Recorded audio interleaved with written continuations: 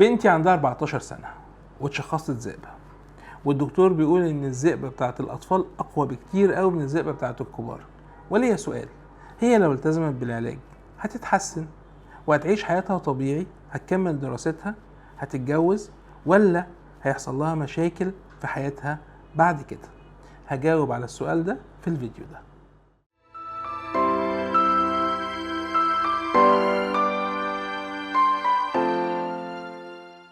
اهلا وسهلا بيكم في دمتم سالمين.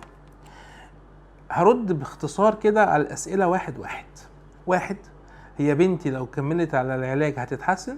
طبعا 90% من المرضى بيتحسنوا، واحنا عندنا دلوقتي بروتوكولات علاجيه حديثه لعلاج كل مكونات الذئبه الحمراء، سواء كان الجلد او المفاصل او الكلى او مكونات الدم او الاعصاب او التهاب الاوعيه الدمويه. والحمد لله بقى في عندنا حتى ادويه بيولوجيه جديده زي ما اتكلمنا في فيديوهات سابقه قبل كده.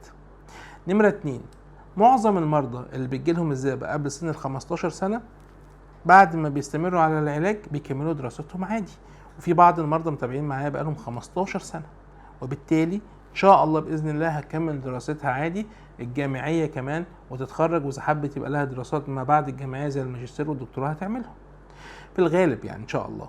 3، انه تأثير الذئبة الحمراء على الجواز لا المرض ولا الأدوية ما عدا دواء واحد اسمه اندوكسان بتأثر على خصوبة المريض أو المريضة، وبالتالي مفيش قلق. لكن لو هنستخدم الدواء اللي اسمه الاندوكسان هنستخدم معاه أدوية تقلل تأثير الاندوكسان على المبايض، وبالتالي في الغالب معظم مرضى الذئبة الحمراء بيتجوزوا وبيخلفوا عادي. لكن بيبقى فيه مجموعة حاجات لازم نعملها. أولا هدوء المرض قبلها ب6 شهور. 2، نستبعد متلازمة الأنتي فوسفوليبيد اللي ممكن تؤدي إلى إجهاض متكرر. 3، أجسام مضادة معينة ممكن تسبب مشاكل في قلب الجنين.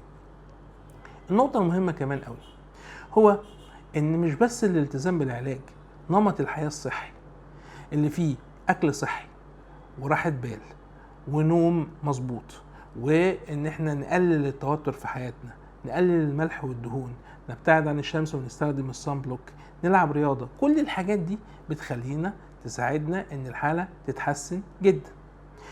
الحاجة الفارقة بقى هو الكورتيزون.